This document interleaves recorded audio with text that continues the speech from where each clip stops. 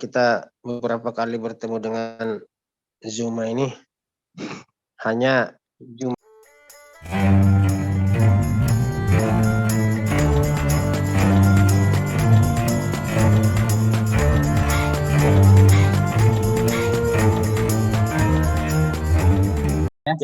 Siap.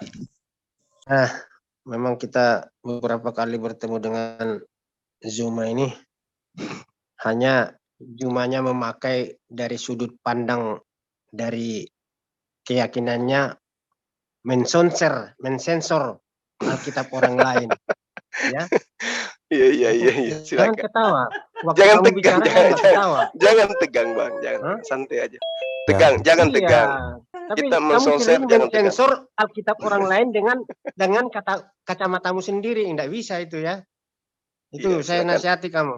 Baik. Jadi di sini dikatakan tiada Allah yang dikatakan tadi, kalau kami berpendapat tiada ilah selain Allah. Jadi ilah itu adalah sembahan-sembahan yang lain. Sama kekurangan Jadi tiada ilah selain Allah. Kekurangan 1000 yang Jadi Allah itu kalau dikatakan Allah Bapa, Anak dan Roh Kudus itu Tritunggal. Nah, sekarang di sini dikatakan tidak mau kalian menjaga Alkitab kalian. Kami sakit hati gini. Karena ini adalah firman Tuhan, sebatas kami berikan penjelasan, pencerahan, dan ini adalah Alkitab, firman Tuhan. Mau dikoyak, mau dirobek, mau diapa, itu urusan dia dengan Tuhan. Ya, kami tidak bisa menjaga karena kuasa Tuhan itu besar. Ya, kami sebagai hambanya, sebagai umatnya, sebagai anaknya, kami hanya menyampaikan berita atau kabar baik kepada semua orang. Diterima atau tidak diterima itu urusan masing-masing. Kalau namun katanya, kalau misalnya dinista agama kami tidak melawan, itu urusan dia dengan Tuhan. Ya, kami cinta kepada Tuhan, kami cinta kepada Allah, cinta kami, tapi kami tidak mau bunuh-bunuhan gara-gara mempertahankan Alkitab. Ya, karena Alkitab itu katanya, aku akan tuliskan ke dalam hatimu. Sekalipun ini sudah pernah pada zaman dulu dihabiskan Alkitab, tapi muncul lagi. Jadi kalau sudah Tuhan berkehendak, kalau sudah Tuhan bertindak, apa yang tidak mustahil?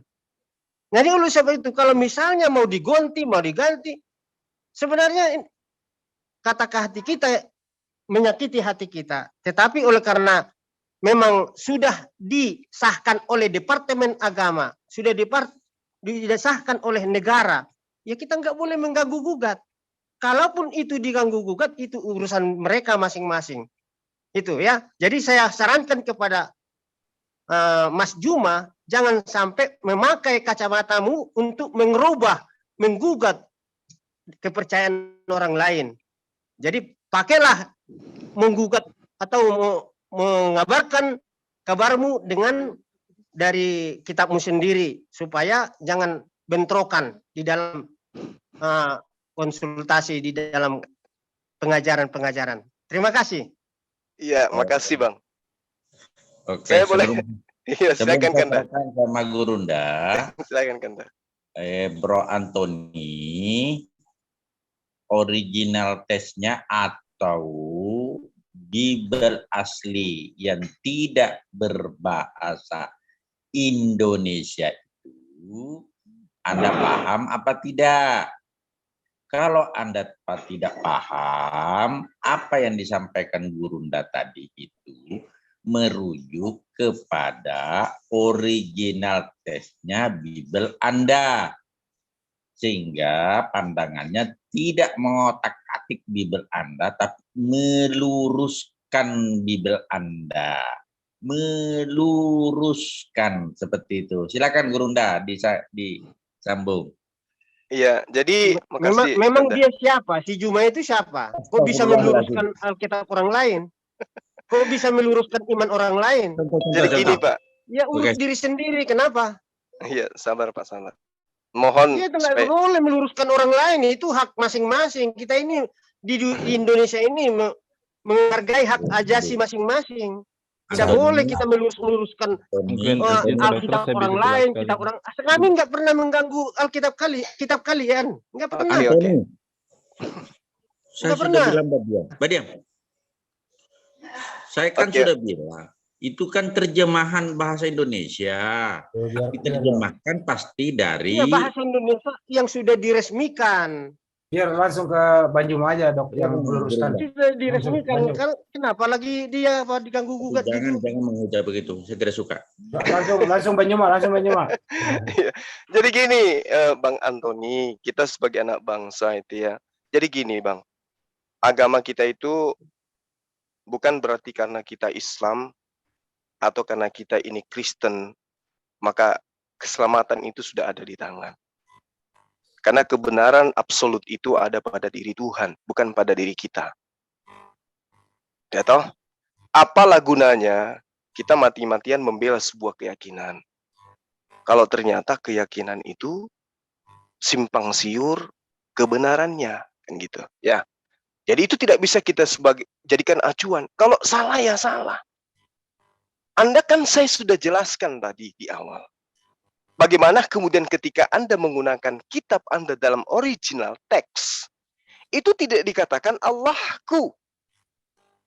Tidak dikatakan tiada Allah selain Tuhan.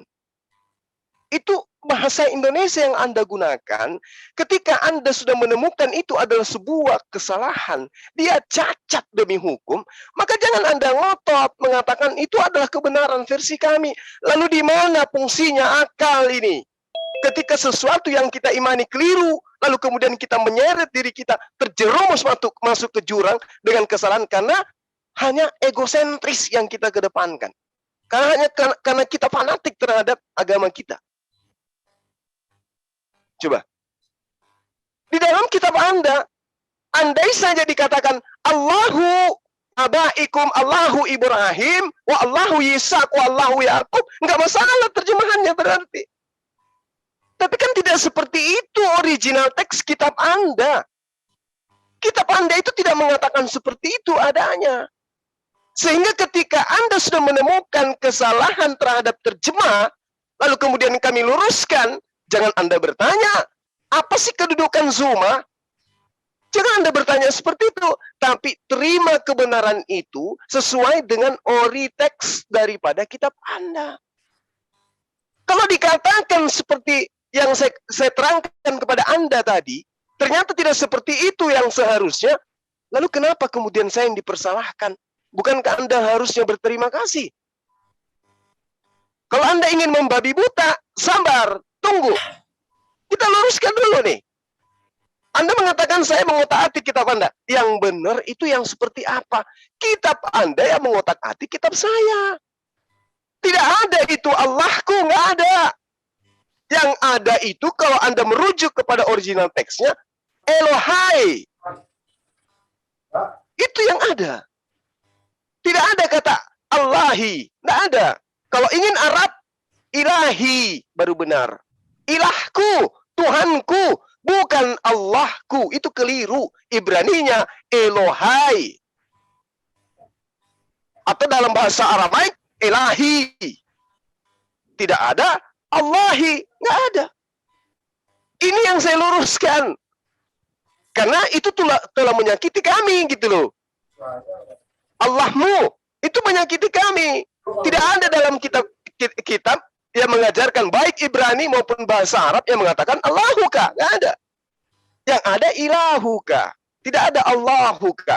Ilahuka. Atau dalam bahasa Ibraninya Eloheka. Bahasa Aramaiknya Elahaka. Ini penting. Itu makanya aku bilang, kalau Anda itu cinta terhadap kitab saudara, maka tentu Anda akan mencari akar permasalahan. Atau minimal Anda ngerti original teks kitab Anda. Itu wujud kecintaan. Coba lihat kami umat Islam. Sejak umat Islam itu lahir, kemudian mampu berkata-kata, yang pertama kali menjadi obat untuk otaknya itu adalah original teks kitabnya umat Islam.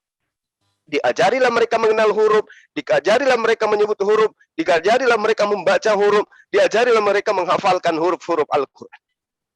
Sehingga jati diri keislaman itu tidak hilang sampai akhir zaman. Inilah yang diterangkan bahwa kami yang mewahyukan, kami yang menjaganya. Ini fakta. Sementara kalau Anda cinta terhadap kitab Anda, coba kita lihat dalam Kisah Para Rasul 26 nomor 14. Kami semua rebah ke tanah, dan aku mendengar suara yang mengatakan kepadaku dalam bahasa Ibrani, ketuk hati Anda. Kalau Anda itu cinta terhadap kitab Anda dan yakin bahwa kitab Anda itu firman Tuhan, bukan karena kenikmatan dan kenyamanan dalam agama Anda, maka Anda akan mencari titik kebenaran itu. Di mana Yesus pernah berseru dengan bahasa Ibrani, dan apa bunyi bahasa Ibrani tersebut, dan tertulis di kitab apa. Anda harus tahu. Kalau Anda cinta terhadap kebenaran. Ini terjemahan. Kami semua rebah ke tanah dan aku mendengar suara-suara yang mengatakan kepadaku dalam bahasa Ibrani. Mana suara Ibrani itu? Apa yang dikatakan dalam bahasa Ibrani? Dan di mana kitabnya tertulis itu? Itu kalau Anda cinta. Jangan kemudian ketika Anda sudah mencuri perkataan-perkataan yang sangat sakral di dalam ajaran agama Islam, kemudian kami luruskan, Anda kemudian menuduh saya. Ibarat kata gini, Bang. Anda masuk ke rumah saya mencuri barang-barang saya. Begitu saya datang ke rumah Anda mengatakan itu barang saya, Anda yang melapor saya ke polisi. Anda mengatakan saya mencuri. Padahal terbukti Anda yang mencuri barang saya. Saya hanya datang kepada Anda baik-baik. Abang, kembalikan barang saya. Anda bukannya mengembalikan, Anda melaporkan saya ke polisi bahwa saya mencuri barang Anda. Ini adalah satu tindakan yang tidak benar dan tidak baik. Jadi keberadaan kita di sini, kenapa saya mengambil di prolog tadi, ya? Pertama kali saya masuk bergabung, saya membawa penjajah-penjajah Romawi yang menggunakan bahasa Yunani, begitu masuk ke ajaran monoteisme di tanah Yudea, mereka keliling di sana jadi penguasa, mereka kesusahan mengenal konsep monoteisme. Menyebut nama Tuhan orang-orang Yahudi aja mereka kesusahan. Kenapa? Karena mereka menggunakan bahasa Yunani. Menyebut Tuhan mereka dengan sebutan Theon, Theos, Kurios, dan seterusnya. Begitu mereka menyebut Yotevave, Elohim, mereka berat untuk menyebut itu karena lidahnya tidak berkesesuaian dengan konsep yang mereka anut. Lalu kemudian konsep ajaran mereka juga memang bertentangan dengan monoteisme. Mereka Tritunggal. Sementara tanah yang mereka kuasai waktu itu mengajarkan tauhid. Nah, begitu juga Anda, orang Kristen. Konsep Anda Trinitas. Kemudian Anda mengambil istilah-istilah tauhid di dalam Al-Quran. Apa tauhid itu? La ilaha illallah. La ilaha illa Allah. Allah. Itu tauhid.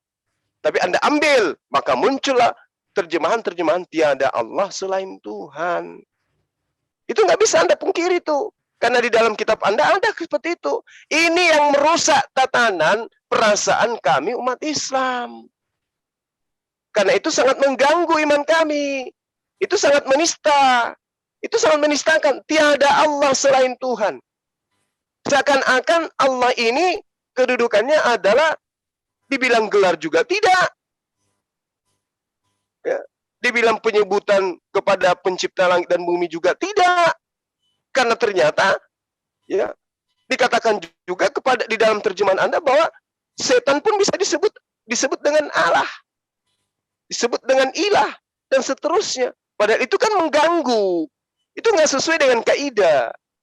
Maka saya katakan kepada saudara, kalau dikatakan tiada Tuhan tiada Allah selain Tuhan, ya itu sesuatu yang sangat mengganggu iman saudara Anda, yaitu umat Islam yang mayoritas di negara ini.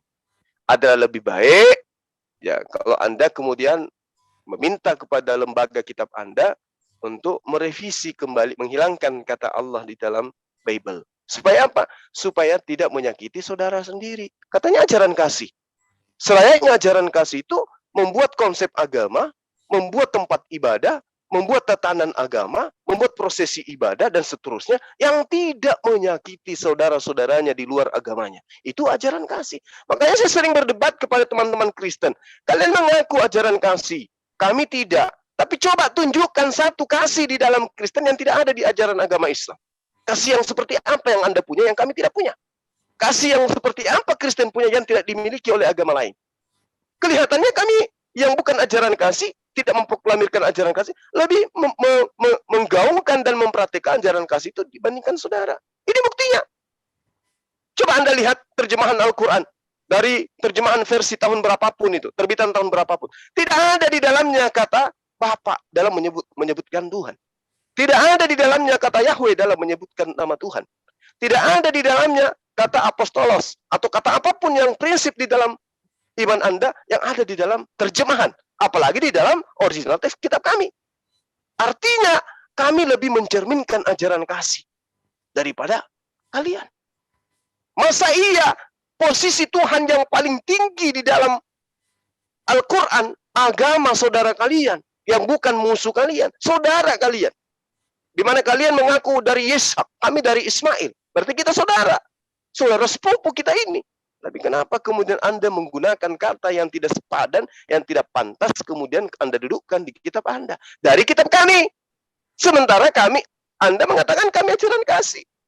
Harusnya yang melakukan itu kami. Satu, apa hal penyebabnya? Pertama, dunia dan sejarah menorehkan melalui kitab saudara bahwasanya Kristen itu berasal dari Yudaism. Al-Quran banyak bercerita tentang orang Yahudi. Kalian mengatakan diri kalian ahli kitab. Al-Quran banyak berbicara mengenai ahli kitab.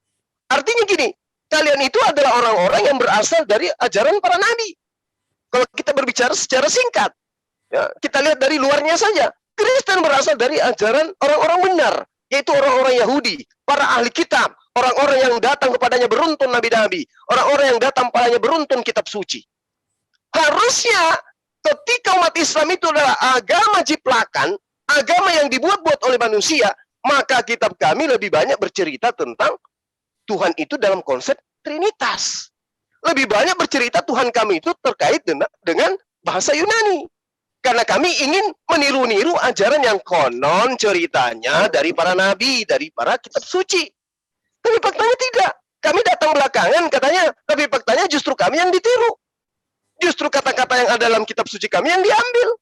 Artinya, siapa yang salah? Siapa yang benar di sini? Harusnya umat Islam yang meniru. Karena konon Kristen itu dari Yesus. Yesus itu konon Nabi Isa di Islam. Kemudian perjanjian lama itu konon Taurat, perjanjian baru itu konon Injil. Al-Quran bercerita Torah, Al-Quran bercerita Injil, Al-Quran bercerita Nabi Isa, Al-Quran bercerita Nabi Musa. Harusnya Al-Quran itu ya berbau kekristenan. Tapi faktanya tidak. Yang ada kekristenan berbau Islam.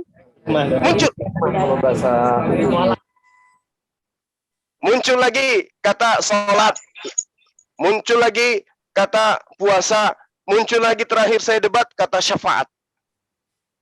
Coba, bisa-bisa besok kenaikan Nabi Isa atau kelahiran Nabi Isa disebut Maulid Nabi Isa alaihissalam. Bisa-bisa Natal di beberapa puluh tahun kemudian ke depannya dikatakan Idul Natal. Bisa-bisa kayak begitu. Inilah yang saya katakan bahwa kalau kita bercerita tentang kebenaran, mari kembali kepada kitab kita masing-masing. Apa yang dikatakan oleh kitab kita? Kalau kitab kita itu tidak jujur di dalam mengabarkan sebuah pemberitaan, tinggalkan kitab itu. Itu sudah pasti bukan firman Tuhan. Tapi karangan manusia yang ingin dikatakan sebagai firman Tuhan. Demikian dari saya. Terima kasih. Silakan yang lain dilanjut. Terima kasih penjelasannya Gurunda semua. Bro Antoni sudah jelas. Penjelasannya sudah jelas. Intinya adalah Bro Antoni belajar dulu, belajar ya, belajar. Pelajari. Belajar apa ini, Pak? Original teksnya Bible Anda. Nggak ada waktu kita mempelajari bahasa-bahasa aslinya. Kita Bahasa mempelajari yang diterjemahkan oleh kalau penerjemah. Ya. Kalau penerjemah itu keliru, maksudnya begini. Tidak ada yang keliru. Setelah kita pelajari dan imani, tidak ada yang keliru. Pas. Bukan. Ya. Kalau memang soal bahasa yang diadopsi dari bahasa apapun, kalau sudah disahkan oleh bahasa Indonesia, itulah yang kita pakai. Jadi kalau dikatakan tadi dari kitab kami tidak ada yang menyakiti hati orang, tidak ada ini. Coba dulu dihapus itu kafir. Ya. Sakit hati kami disebut kafir. Apa arti kafir itu? Orang yang tidak mengenal Allah, orang yang tidak beragama, itu arti kafir. Jadi kalau disebut kafir, itu kan tidak enak didengar oleh telinga. Ya. Kalau memang itu dihapus itu kafir itu di dalam kitabnya. Kalau tidak mau menyinggung perasaan sesama manusia. Biar satu arah, Dok, biar satu arah saja supaya ini gitu. Oke. Iya, kan kata si Juma tadi, dia di kitab kami tidak pernah menyakiti hati orang, katanya. Ya. Jadi kitab kami juga tidak pernah menyakiti hati orang. Tidak pernah.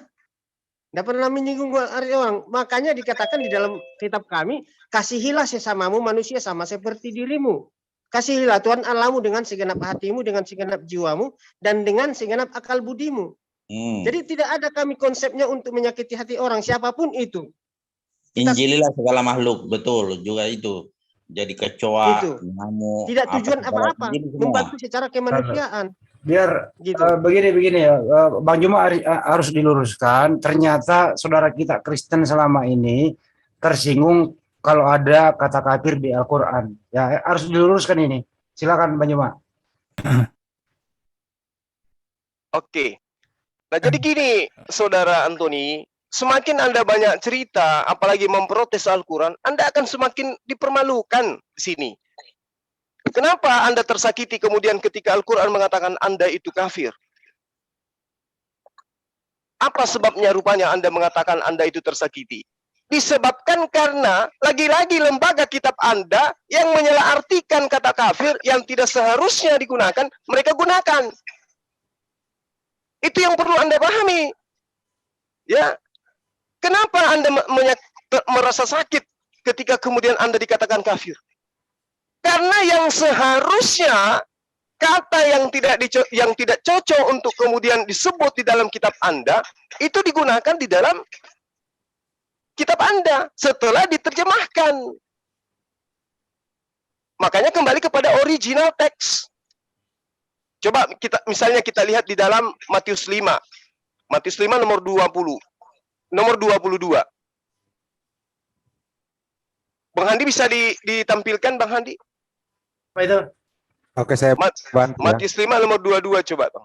Iya, saya bantu.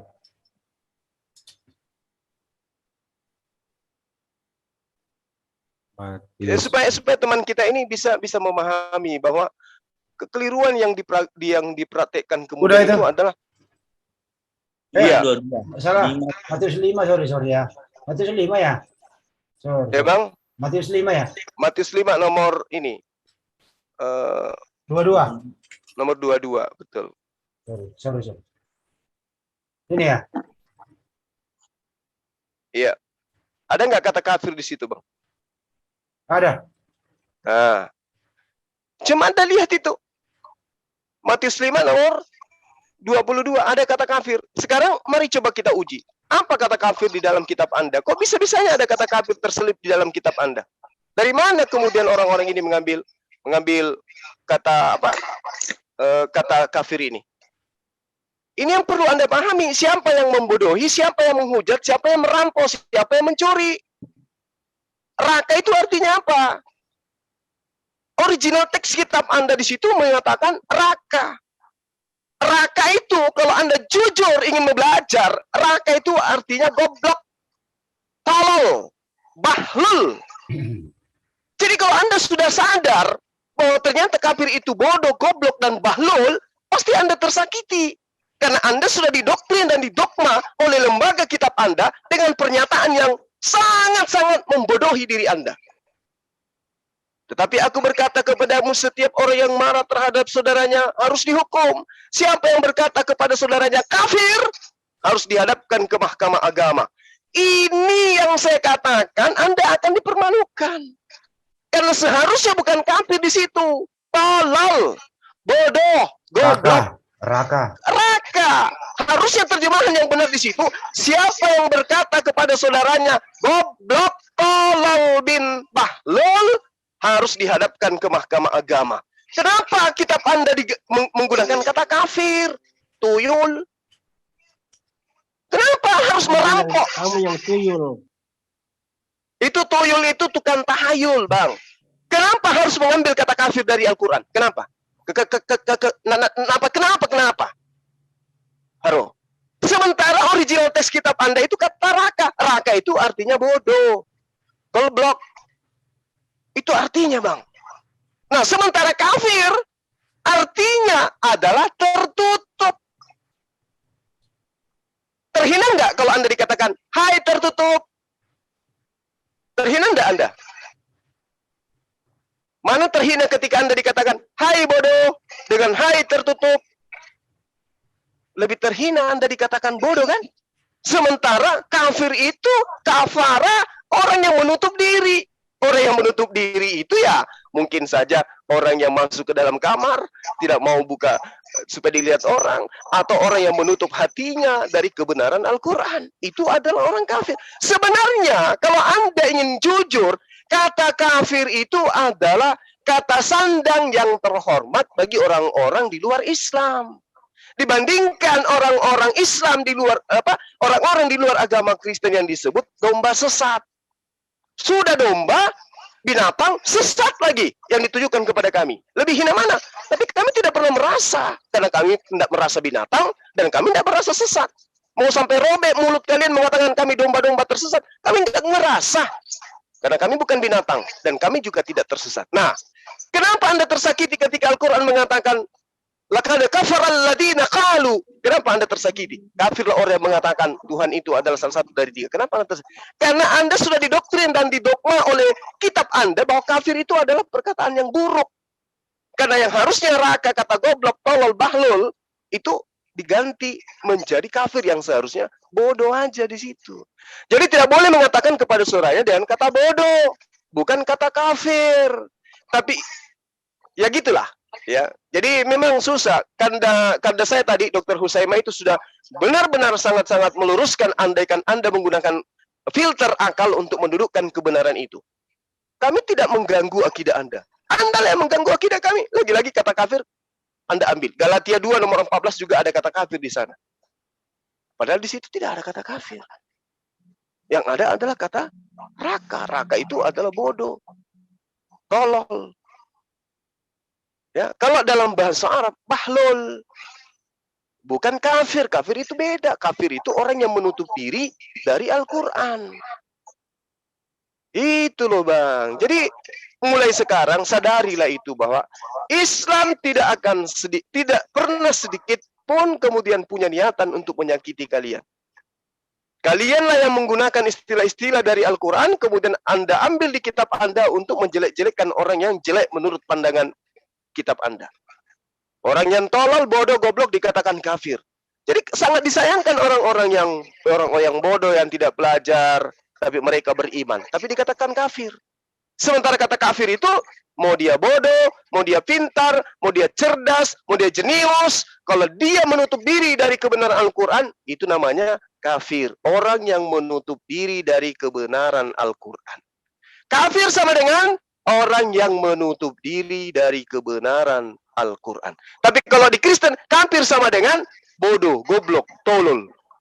Gak nyambung itu, Bang. Pantas saja kalau abang itu merasa tersakiti. Kurang akal itu aslinya banyak, Mak. Gitu. Kurang akal juga tuh ada tuh. Itu saya ada di layar tuh. Iya. Makoniru kapan Kanda. Oke, silakan dilanjut yang lain. Kalau masih mau protes silakan. Nanti teman-teman yang arahkan lagi kembali. Silakan. Bang Min, Bang silakan. Juma, ya satu lagi nih. Bang Juma dari mana dapatnya bahwa kafir itu katanya penterjemah dari Al-Quran ke Alkitab. Padahal sejarahnya dulu karena terjadi disebut kafir karena Ka'bah dulu digunakan untuk ada di sana dewa Al-Haja, Al-Usta, dan ada 3 katanya di situ patung. Itu yang disebut mereka jadi kafir. Kenapa Coba, jadi? coba entar dulu. Pak Nasir mulai dari awal dulu tadi. Coba mulai dari awal, Pak Nasir. Biar Bang Juma nih nggak disangka ngarang. Berarti Pak Nasir bisa screen kembali. Ya, kata kafir itu sampai diulang dari awal. ya, saya memang sengaja menunjukin ini biar tidak ada fitnah kepada Ya, abang. dari terjemahan aslinya dulu. Ya, Terus ke atas kata kafir. kafir. Oke, terus Nah, kita turun lihat angkanya. Biar saya nggak mau kalau abang saya dikatakan fitnah, raka. Benar ini. 4469. Kita buka 4469 raka. Benar ya Bang ya? Benar. itu terus ke bawah. Alhamdulillah. Definisi. Orang goblok, Iya, iya. tolol. Ini ejekan sangat keras. Anda mau seperti ini? Silakan. Tapi saya sengaja menunjukkan ini supaya abang saya, guru saya, Ustadz Juma tidak dikatakan framing. Itu aja. Jadi kalau mau jujur, kata kafir di atas itu, kalau mau jujur di Indonesia kan, nggak meminjam kata kafir ya orang bodoh, orang goblok atau tolol di situ sebenarnya. Kalau mau jujur relainya, gitu loh bro Anthony. Itu cuma contoh, Bang. Udah Oke. Oke? clear ini clear. Clear. Yang saya tahu dulu bahwa agama Quraisy yang sempat menguasai Ka'bah di Arab, yaitu mendirikan patung Al-Lata, Al-Laja, Al-Huja. Kata Jadi 3 Uzamana patung. ngomong salah. Biarin nanti Bang Juma yang jawab. Oke, silakan. Nggak apa-apa dia menjawab. Silakan. Ketika itulah mereka katakan itu kafir. Buanglah itu yang 3-3-nya karena tidak ada beranak. Katanya gitu. Jadi di situ yang timbul kafir. Jadi kenapa katanya pengubahan bahasa menjadi kafir itu tidak sesuai dengan apa? Karena bangsa Indonesia sudah membuat bahasa itu. Kalau memang manusia satu. mau digugat, biar kita luruskan. digugatlah. Dia kan nggak tahu. Yang penerjemah bahasa apa yang sudah disahkan oleh Indonesia, bahasa Indonesia itu. Kira-kira gitu. Ya bisa diluruskan ya Bang Juma ya, silakan. Laqad kafara allazina qalu innallaha salisu salasa. Itu kan bukan dari Betul. patung, bukan. Salah lagi kamu, Bro Antoni. Ya. Iya diluruskan loh, jangan dihakimi. Dia kan juga belajar. Diluruskan Bang Juma, silakan. Oke, tapi Kanda. Jadi gini, benar. Oh, saya kan tadi udah mengatakan kata kafir itu berasal dari kata kafara, menutup. Orang-orang kafir Quraisy menutup diri terhadap Al-Quran. Maka dia disebut kafir. Nah, kemudian proses berlanjut. Seperti dalil yang dibacakan oleh Kanda saya tadi. Laqad kafara alladziina qalu innallaha tsalitsu tsalatsa wa ma min ilahin illa ilahun wahid. Sungguh telah kafir. Coba. Yang tadinya tidak kafir menjadi kafir. Kenapa? Karena dia mengatakan bahwa Allah adalah salah satu dari yang 3. Makanya terjemahan kitab Anda menggunakan kata Allah. Karena ingin memproklamirkan diri mereka ada 3 Allah, ada 3 sembahan, ada 3 ilah. Dan kerancuan itu semakin menjadi-jadi, semakin memuncak ketika nama Allah itu dicatut dari Al-Quran, digunakan di dalam kitab Anda. Lalu dikatakan Allah Abraham, Allah Ishak, Allah Yakub, Allah Bapa, Allah Anak, dan seterusnya. Inilah yang dikatakan oleh Al-Quranul Karim 1400 tahun silam. Fawailul lilladzina yaktubuna al-kitaba bi'aidihim thumma yaquluna hadza min indillah. Celakalah orang-orang yang menulis kitab dengan tangan mereka sendiri, kemudian berkata ini dari Allah. Nah, ini yang perlu saudara saya pahami, bahwa orang-orang Quraisy yang membuat patung yang Anda maksud, ya. Lalu kemudian Anda mengatakan kenapa larinya kepada kami? Karena Al-Quran memproklamirkan itu. Laqad kafara alladziina qalu innallaha tsalitsu tsalatsa. Sesungguhnya Tuhan itu Trinitas. 3 di dalam 1, 1 di dalam 3, atau apapun esensi yang Anda kemudian sembah di dalam pemahaman konsep keagamaan Anda. Saya kira begitu Bang Antoni. Semoga Anda panjang umur, di usia Anda yang panjang, ada sesi di mana Anda bisa mendapatkan hidayah. Amin. Amin. Selanjutnya Pro Admin, silakan. Ya, lanjut lagi Bang Suma. Kalau dari tadi, kemudian dari sebelum-sebelumnya juga Bang Andi sering menyampaikan bahwa kata Allah ini milik, sekali lagi, milik Islam, betul ya? Nah, saya juga heran kenapa sebuah kata atau bahasa bisa menjadi milik. Terus terang saya memang menolak itu karena kata atau bahasa itu tidak bisa dijadikan milik, nggak ada yang jual gitu loh. Dan itu hasil kesepakatan. Yang pertama saya mau tanya begini Bang Suma. Di dalam Quran yang Iya. sekarang, buku yang sekarang, misalnya di surah 1 ayat 1-nya itu Bismillahirrahmanirrahim. Kemudian ada yang tulisan Arab, ada bacaan Bismillahirrahmanirrahim, teks Latin, kemudian ada bahasa Indonesia yang bunyinya dengan nama Allah yang Maha Pengasih, Maha Penyayang. Nah, yang mana yang milik Islam ini? Di dalam misalkan surah ini Al-Fatihah ayat 1-nya ya. Yang mana yang milik Islam? Yang Arab, bacaan, atau yang teks bahasa Indonesianya ini? Karena saya menolak bahasa itu dijadikan milik. Kemudian satu lagi, kalau bisa share screen, di KBBI, pengertian Allah atau apa namanya Allah ya kalau teman-teman Muslim membaca itu sebuah nama benda, nama Tuhan dalam bahasa Arab, bukan nama Tuhan Muslim atau Islam. Jadi nama Tuhan dalam bahasa Arab. Kemudian keterangan lain, pencipta alam semesta yang maha sempurna, Tuhan yang maha esa, yang disembah oleh orang yang beriman, bukan yang disembah oleh orang Islam. Nggak ada sama sekali kaitan dengan Islam di sini menurut KBBI. Itu hal yang, jadi pengakuan mengenai itu milik Islam itu saya rasa terlalu berlebihan lah. Itu sanggahan saya, kira-kira kalau mau direspon silakan Bang Suma. Oke, baik, makasih banyak Bang. Jadi gini, tadi sebenarnya saya sudah sudah menyinggung ini, bahwasanya ketika kemudian teman-teman menggunakan kata Allah pada tempat yang sesungguhnya, itu nggak ada masalah. Nggak bermasalah, karena memang Tuhan itu ya Allah. Rabb itu adalah Allah. Ilah yang benar itu adalah Allah. Itu nggak masalah. Tapi ketika kemudian Allah itu didudukkan kepada manusia, kepada selain daripada Allah itu sendiri, itu yang kemudian jadi masalah.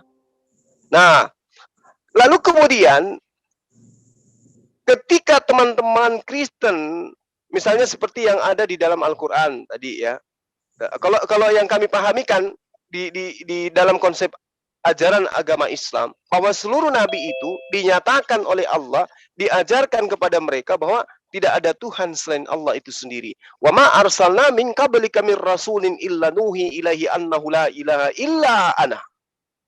Siapa aku di sini? Siapa aku? Tidak ada Tuhan selain aku. Aku itulah Allah.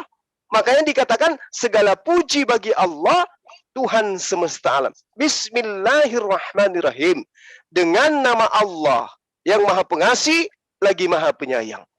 Nah, kalau Anda berbicara mengenai kata Allah di sini, tidak ada bahasa Indonesia yang menjadi bahasa asal untuk kemudian menerjemahkan alif, lam, ha.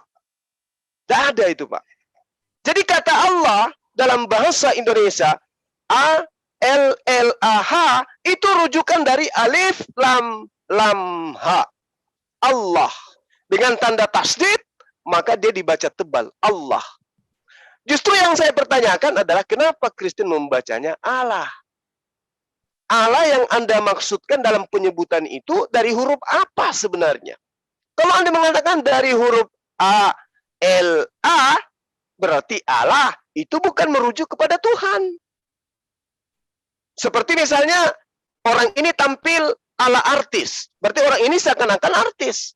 Kalau Anda mengatakan Allah ilah kami, Allah Tuhan kami, berarti Tuhan kami seakan-akan adalah Tuhan. Tapi kalau Anda merujuk kepada bahasa Ibrani, wah itu itu bahaya Pak, karena itu adalah artinya sumpah serapah. Dan itu adalah penghujatan terhadap Tuhan. Coba Anda lihat di dalam Mazmur 10 nomor 7 dalam bahasa Ibrani yang benar. Allah fihu male umir mot. Itu sumpah serapah Pak yang dimaksud di sana. Penghujatan terhadap Tuhan. Mulutnya penuh dengan sumpah serapah, dengan tipu dan penindasan. Itu kalau Anda menggunakan kata Allah dalam perspektif bahasa Ibrani. Kalau bahasa Indonesia yang Anda gunakan menyebut nama Allah, ini lucu. Karena kalau Allah berarti A-L-A. Orang Indonesia pasti tahu kalau menyebut kata Allah. Tapi kalau Anda mengatakan Allah, ini merujuk kepada apa ini? Bahasa apa ini Allah? Nenek moyang kita tidak pernah menggunakan kata Allah dalam menyebutkan Tuhan atau dewa atau dewata. Nggak ada itu. Allah itu nggak ada. Nanti muncul kata Allah di Indonesia setelah Islam itu ada.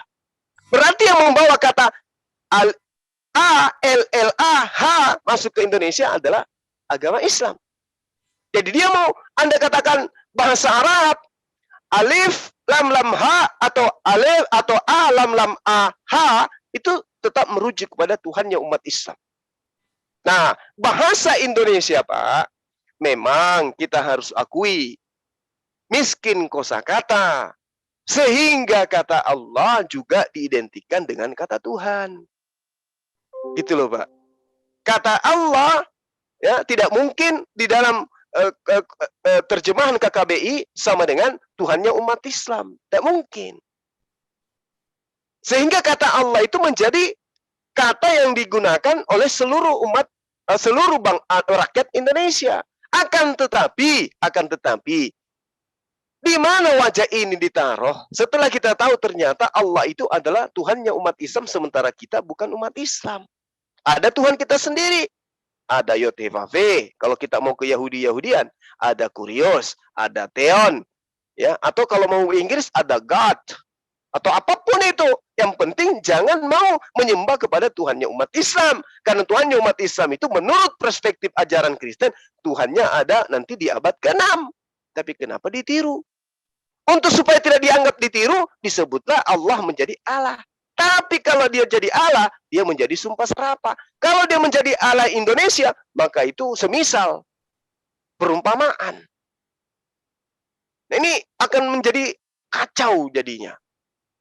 Nah, apakah penyebutan Allah itu merujuk kepada bahasa Ibrani, atau Allah merujuk kepada bahasa Indonesia, atau tadinya itu adalah bahasa Quran, tapi karena malu-malu, maka dirubah menjadi Allah. Itulah, Pak, yang ingin saya sampaikan kepada Bapak. Jadi kata Allah itu milik semua manusia, kata Allah. Ketika didudukkan Allah sebagai pencipta langit dan bumi. Tapi kalau dikatakan tiada Allah selain Tuhan, itu penghujatan. Sekira begitu dari saya, teman-teman. Silakan yang lain. Ya, berarti masalah kepemilikan ini tidak ada ya, Bang. Yang masalah ini karena penggunaan kata Allah tidak sesuai dengan ajaran Islam. Begitu ya, Bang Suma. Nah, kalau misalkan seperti itu, ini saya coba melihat dari sudut pandang kalau saya jadi Islam ya. Kalau sudah sesuai, kalau orang Kristen menggunakan kata Allah sudah sesuai, nggak ada penggunaannya sudah benar, pengertiannya sudah benar.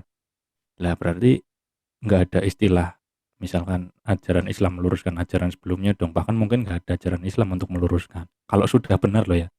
Kalau sudah sesuai, ya nggak ada Al-Quran yang katanya meluruskan ajaran sebelumnya, kan begitu harusnya. Jadi masalah penafsiran mah itu bebas-bebas saja. Karena salah ini makanya ada Islam, kan seperti itu posisinya. Nah, kalau memang masalahnya adalah karena penggunaan kata tidak sesuai, ya itu berarti memang benar karena tujuan Islam memang untuk meluruskan itu. Kan seperti itu. Nah, saya mau bertanya satu lagi nih. Apakah yang disembah Musa dan Islam itu sama? Apakah yang disembah Yesus dan Islam itu sama? Saya nggak menyebut Kristen atau Yahudi ya. Apakah yang disembah Musa dan Islam ini sama? Apakah yang disembah Yesus dan Islam ini sama? Saya mau tanya ini karena Bang Suma mengatakan masalahnya adalah penggunaannya yang tidak benar. Nah, saya mau tanya ini. Menurut Bang Suma sendiri, apakah yang disembah Musa, disembah Yesus, dan Islam ini sama? Ya, Makasih. ya sedikit sebelum ke Bang Suma itu Islam itu punya kitab sendiri namanya Al-Quran. Kalau merujuk ke Al-Quran ya tentu sama. Silakan Gurunda. Iya, jadi gini saudara kita ya dari pihak Kristen. Jadi gini, Pak.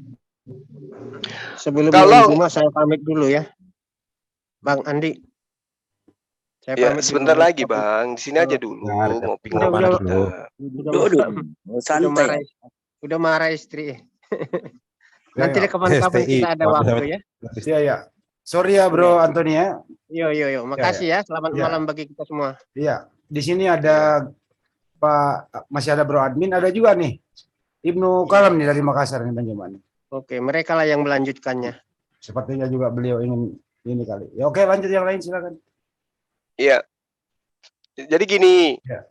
ketika saudara bertanya kepada saya sebagai seorang Islam, apakah kemudian sembahan Abraham, Ishak, Yakub, Musa, dan Yesus itu adalah sembahan yang sama dengan yang disembah oleh umat Islam? Saya katakan iya.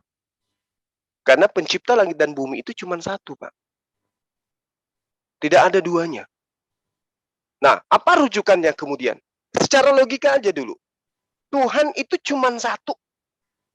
Dan tidak mungkin Tuhan di luar ajaran para nabi itulah yang benar. Yang benar itu adalah Tuhan yang diajarkan oleh para nabi. Tuhan yang diajarkan oleh agama di luar daripada ajaran para nabi, itu bukan Tuhan yang kami sembah. Makanya di dalam Al-Quran ketika diterangkan, Innani anallah la ilaha illa ana fa'budni wa aqimis sholata li zikri. Diawali dengan pernyataan, kemudian di dalam Al-Quran di ayat sebelumnya, apa dikatakan oleh Allah? Wa hal ataka hadithu Musa. Dan apakah telah sampai kepadamu, wahai Muhammad, kisah tentang Musa? Ini. Sehingga ketika wahyu ini datang kepada baginda Rasulullah Muhammad SAW, Allah menyatakan diri, Allahu la ilaha illahu lahul asma'ul husna. Sehingga kemudian Tuhan itu kalau memiliki nama-nama yang baik, maka kita tidak boleh menyebut nama Tuhan itu dengan sembarangan, Pak. Ini yang kami pahami. Sehingga Allah datang kepada Rasul Muhammad SAW, apa dikatakan? Inni ana rabbuka fakhla'ana ilaika. Innaka bil walidil muqaddasi tuwa.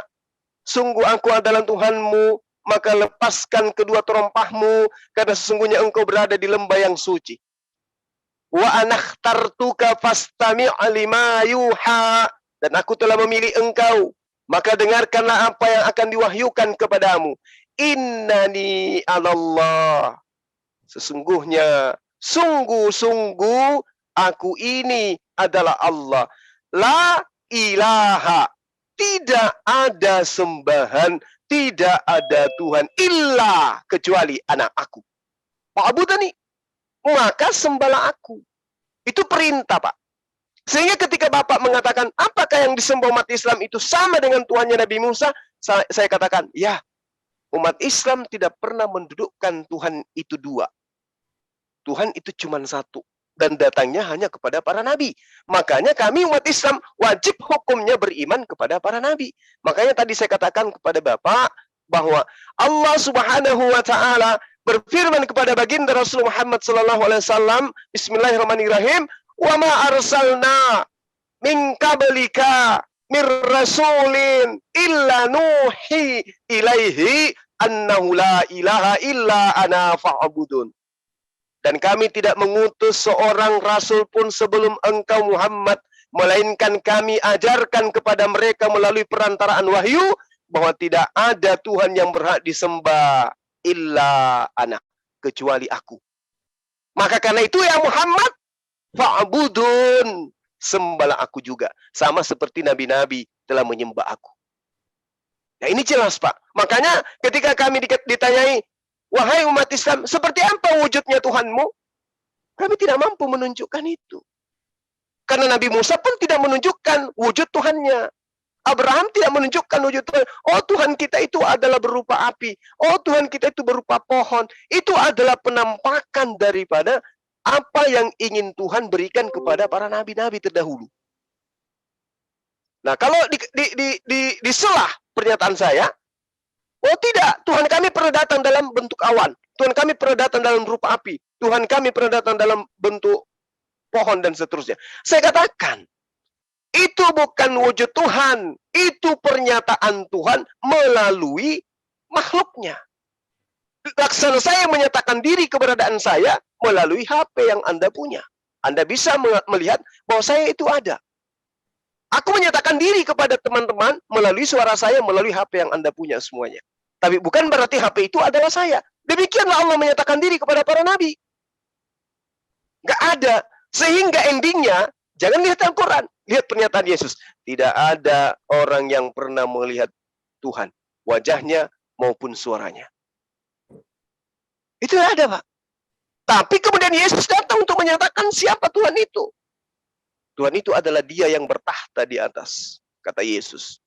Satu-satunya Tuhan yang benar, Dialah yang ada di surga, yang ada di langit, kata Yesus. Dan Dia hanya utusan Tuhan. Dan itu kami imani. Lagi-lagi Islam ada di situ, mengimani konsep yang Yesus ajarkan kepada Bani Israel. Jadi, kalau Bapak bertanya kepada kami selaku umat Islam, apakah yang disembah umat Islam itu adalah sama seperti yang disembah oleh para nabi? Saya katakan, coba Anda tunjukkan perbedaan Tuhan kami dengan Tuhan mereka. Apakah Tuhan mereka itu batu, kemudian Tuhan kami kayu? Tidak. Sama-sama.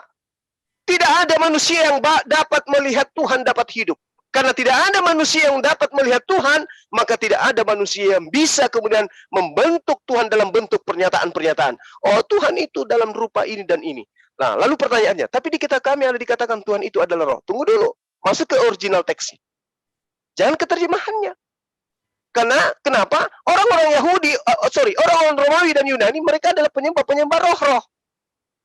Sehingga ketika ada dikatakan pneumahotheos, itu bukan berarti Tuhan itu adalah roh, tapi spirit Tuhan, atau kekuatan Tuhan, atau roh Tuhan. Apa maksudnya roh Tuhan? Roh ciptaan Tuhan.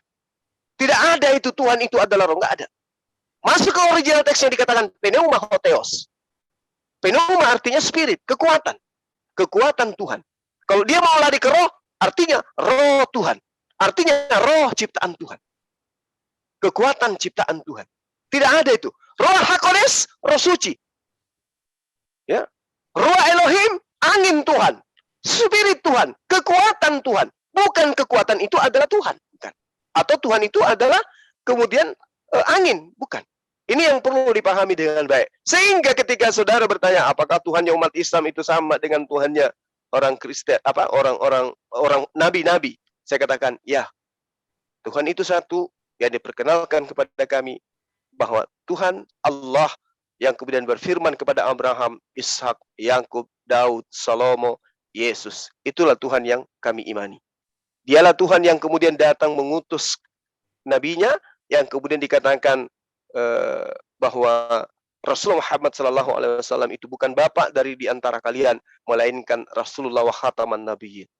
Dia adalah Rasul utusan Allah dan juga penutup para nabi. Sekira begitu, Pak. Terima kasih. Bang Handi silakan diambil alih, Bang. Satu lagi boleh. Saya silakan. Oke, terima kasih. Itu tadi pernyataannya dari Bro Almin. Jawabannya Bro Almin.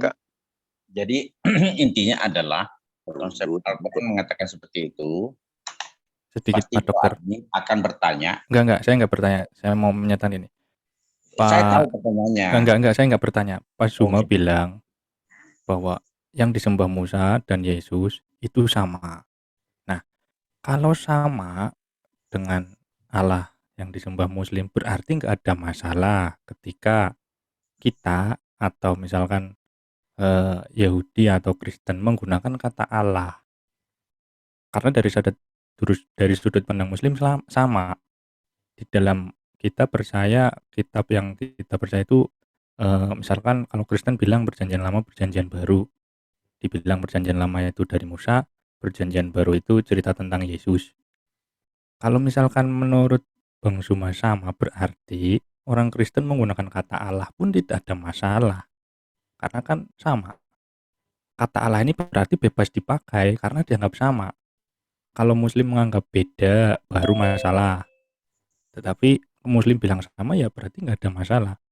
Nah, sekarang tinggal masuk ke penafsiran. Kita percaya bahwa perjanjian lama itu yang dari Yahudi, kalau perjanjian baru itu dari murid-murid Yesus, mereka adalah menafsirkan. Kalau masalah penafsiran berarti sama dengan kondisi sekarang ini, kita berdiskusi, saya punya pendapat A, jenengan punya pendapat B, kita bebas-bebas saja berbeda, kan seperti itu. Artinya perbedaan pendapat tidak apa-apa, masalah penggunaan kata itu nggak ada masalah. Itu yang ingin saya garis bawahi, berarti kata Allah ini bebas saja digunakan. Makasih Pak Dokter. Pak Sumar. Oke.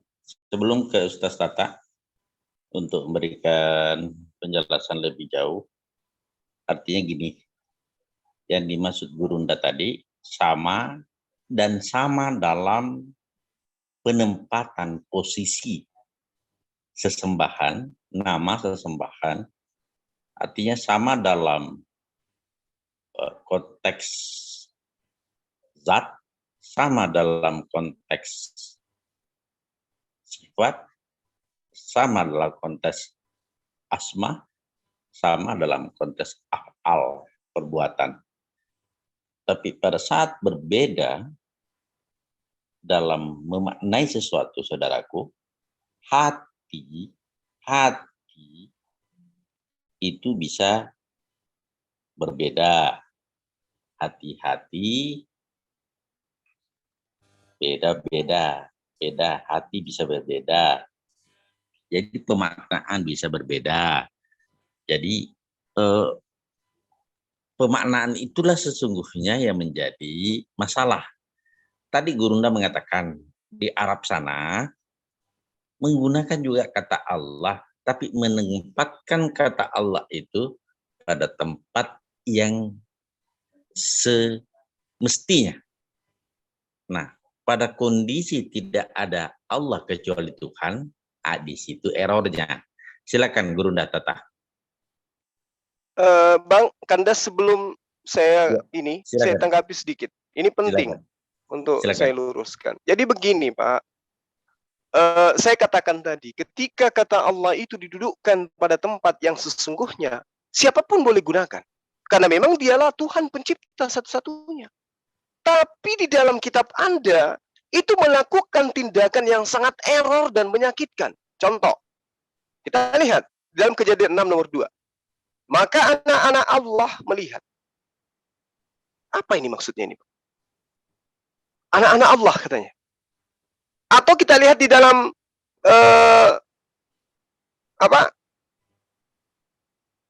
beberapa dalil di dalam kitab Anda yang selalu mengatakan sesuatu yang tidak sesuai dengan kaidah yang benar. Contoh di dalam 1 Korintus 8 nomor 6. Namun bagi kita hanya ada satu Allah saja, yaitu Bapa. Itu juga keliru, Pak. Karena konsep daripada ajaran Tauhid itu tidak mengenal istilah Bapa di dalam mengajarkan tentang Tuhan pencipta dan bumi. Banyak lagi data yang kemudian dikatakan di dalam kitab Anda, bagaimana kemudian Tuhan ya dikatakan di situ, bagaimana Tuhan Allah dikatakan bergumul dengan siapa? Yakub, dan kemudian Allah itu kalah. Banyak kemudian pernyataan-pernyataan di dalam kitab Anda, utamanya pernyataan anak-anak Allah. Itu adalah sesuatu yang sangat menyakiti hati umat Islam. Tapi kalau dikatakan tiada Tuhan selain Allah, itu baru benar. Silakan Anda menggunakan kata Allah pada tempat yang sesungguhnya. Misalnya, tidak ada Tuhan melainkan Allah. Itu benar. Tapi kalau dikatakan tiada Allah melainkan Tuhan, itu keliru dan itu penistaan terhadap sembahan kami. Tapi kalau Anda mengikuti doa daripada Abraham, ya Tuhan, ya Allah, nah itu benar. Seperti yang diterangkan dalam Kejadian 15 nomor 2 dan seterusnya. Tapi kalau dikatakan kami adalah anak-anak Allah, itu Pak, itu sangat nyakitin hati saudara-saudara kita Muslim. Ya kira begitu ya, sebagai penutup dari saya, bahwasanya tidaklah kemudian kekristenan itu akan bubar, atau tidaklah kemudian Kristen itu akan punah ketika nama Allah itu tidak digunakan di terjemahan kitabnya teman-teman Kristen.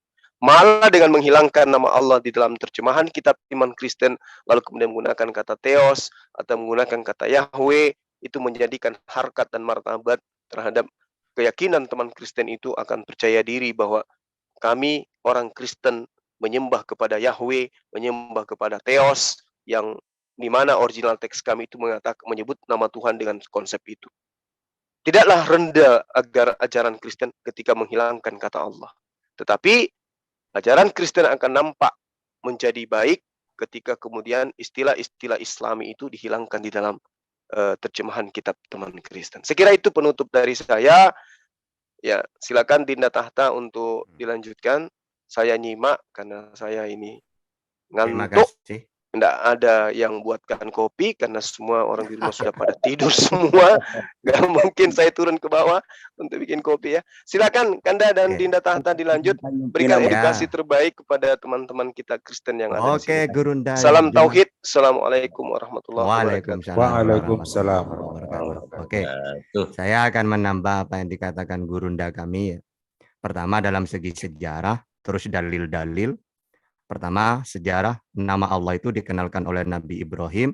Wa id yarfa'u Ibrahim, ketika ditugaskan oleh Allah untuk wa id yarfa'u Ibrahim. Ya, ketika diutus untuk mendirikan Ka'bah, meninggikan. Maka dia memperkenalkan Tuhan itu Allah. Ini Israel belum ada, karena Israel itu dari Yakub. Nama Israel itu Yakub, cucunya Ibrahim. Lalu diteruskan Ismail putranya. Diteruskan Bani Jurhum, diteruskan Bani Huza'ah yang dipimpin oleh Amr bin Lu'ay, lalu diteruskan oleh Rasulullah. Jadi Rasulullah ketika diutus tidak usah menyebut nama Tuhan lagi. Wong sudah ada, yaitu Allah. Tinggal meneruskan nenek moyangnya yang diperkenalkan oleh nenek moyangnya. Dan orang-orang kafir saat itu ya tahu nama Tuhan itu ya Allah. Lalu kenapa mereka menyembah Lata Uzza Manat? Kata mereka anak Allah, mereka patung ini. Makanya ketika ditanya kepada mereka, siapa yang menciptakan langit dan bumi? Mereka bukan menjawab Lata Uzza Manat, menjawab Allah. Yang merusak pagan Amr bin Lu'ay, Bani Huza'ah. Ya, makanya kata Rasulullah dalam hadis itu, yang menanggung penyembahan berhala ini Amr bin Lu'ay, gara-gara dia membawa patung dari Sam dibawa ke Ka'bah. Akhirnya diikuti oleh orang-orang. Akhirnya banyak patung-patung itu. Tapi karena Rasulullah itu diperintah untuk tauhid, ketika beliau kuat, dimusnahkan semua patung-patung itu. Nah makanya orang Yahudi, orang Nasrani mendefinisikan Allah itu ya, coba di dalam kitab Munjid, Qomus terkenal itu. Apa definisi Allah itu? Ismun ala datil khaliq jami'il kainat. Nama sesembahan, nama pribadi, bukan nama sebutan itu. Begitu juga dalam kitab Munjid, apa? Kitab Muqaddas. Muqaddas itu adalah Injil atau Bible yang berbahasa Arab. Sama, ismun ala datil khaliq.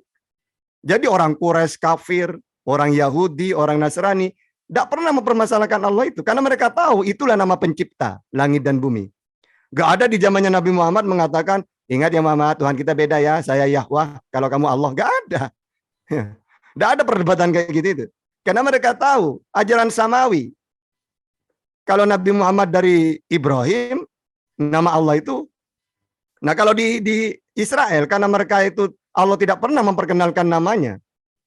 Nah, berarti lebih dulu Abraham dulunya yang memperkenalkan. Nah itu ismun ala datil wajibul wujud. Yang menyebabkan segala sesuatu itu wujud ini gara-gara Allah ini yang pencipta. Ya, itu di share screen. Jadi apa? Nah, terus kalau kita pakai dalil Islam ya sama. Walafdul jalala wa Allah ilmun ala datil khaliq adza wa jalla tafrudu bihi subhanahu wa la yutlaqu ala ghairihi wa la yusyarikahu fihi ahadun. Sama. Jadi nama pribadi tidak bisa diucapkan kepada selain dia. Makanya kalau ada orang menama, siapa namamu? Allah. Enggak. Ini tidak bisa. Atau nama berhala Allah. Enggak ada. Itu khusus. Wa la yutlaqu ala ghairihi wa la yusyarikahu fihi ahadun. Tidak bisa diucapkan kepada selainnya.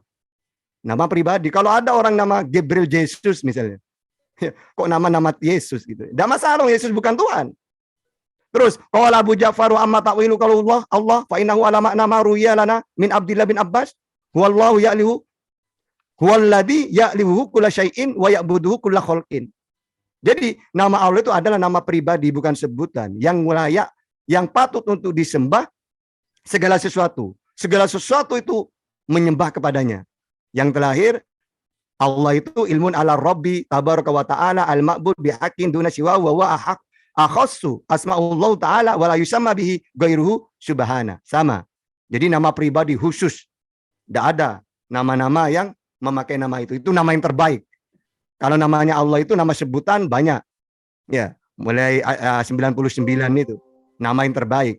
Tapi nama Allah ini khusus. Kalau sebutan masih banyak, Abdurrahim, Abdullah, hambanya Allah. Tidak boleh langsung Allah, tidak boleh. Ada namanya orang Allah atau benda nama Allah, tidak boleh. Itu nama khusus, keren. Ya. Nah, seperti itu kalau sejarahnya itu. Ya. Sehingga kenapa kok seperti umat Islam kata Allah di Indonesia kok diprotes? Karena tidak semestinya. Padahal di Israel di Arab orang Yahudi Nasrani ismun ala datil khaliq wajibul wujud. Tiba-tiba diambil oleh Indonesia, maka nama nama sebutan, bukan pribadi. Padahal Kristen, Nasrani, Yahudi di Arab tidak berani loh mengatakan itu sebutan. Tiba-tiba kalian di sini udah mengambil tapi diselewengkan. Ya, disebut sebutan. Tidak ada Allah selain ilah. Loh gimana coba? Wong orang Nasrani yang lebih hebat dari zaman dulu, orang Yahudi, tidak pernah mengatakan itu sebutan. Ismun ala datil khaliq jami'il kainat. Definisinya itu. Jadi yang diprotes itu bukan masalahnya menggunakan Allahnya, tapi penyelewengan maknanya. Silakan wong di Yahudi dan Nasrani sendiri mengatakan Allah Tuhan pencipta langit dan bumi itu. Apakah kami melarang dari dulu? Tidak. Kenapa di Indonesia ada pelarangan? Karena sudah tidak sesuai dengan makna aslinya. Ya, gitu. Ya, mungkin yang lain silakan. Ya, saya kira sudah jelas apa yang disampaikan oleh Gurunda Suma dan Gurunda Ustaz Tatah. Saya juga pernah dapat kasus begitu masuk pasiennya. Siapa namanya, Pak? Nama saya Allah. Langsung saya bilang, "Ses, bikinkan rujukan." Saya rujuk kemana? Rumah sakit jiwa. Langsung saya bikinkan rujukan ke rumah sakit jiwa. Ini orang gila. Ternyata betul, dia gila.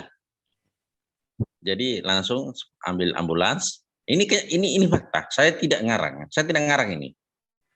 Begitu ada orang menyebut namanya Allah, pasti ini orang gila. Ternyata gila betulan. Jadi masih mampu untuk menyebut, tapi begitu saya tanya lagi berikutnya, bukan lagi jawaban, sudah mau disuntik ini dengan obat penenang yang tidur 24 jam. Seperti itu. Jadi istilahnya adalah tidak ada satupun makhluk atau apapun yang ada di bumi dan di langit itu yang bernama Allah. Sehingga itu nama spesifik khusus untuk pencipta langit dan bumi dan segala isinya. Gitu barangkali. Masih ada yang mau bertanya? Ya. Sedikit, Mbak.